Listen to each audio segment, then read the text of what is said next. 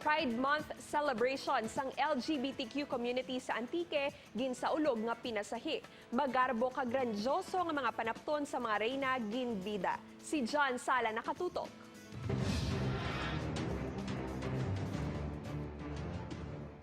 Rayna kang taramnan, rayna kang kapispisan, rayna kang tuburan, rayna kang kadagatan, rayna kang kabukidan, kag rayna kang darayahan. Ini ang nagkalain-lain nga mga rayna nga nagbida sa Pride Month celebration sa Tobias Fournier Antique.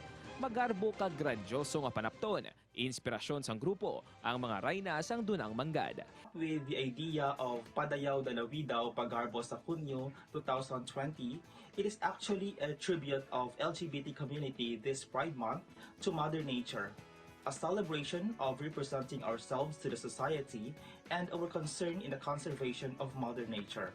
Isa man sa katuyuan sang aktibidad nga ipakita nga hindi lang ini kasadya kag kalingawan para sa LGBTQ community, kundi may mas madalom nga kahulugan.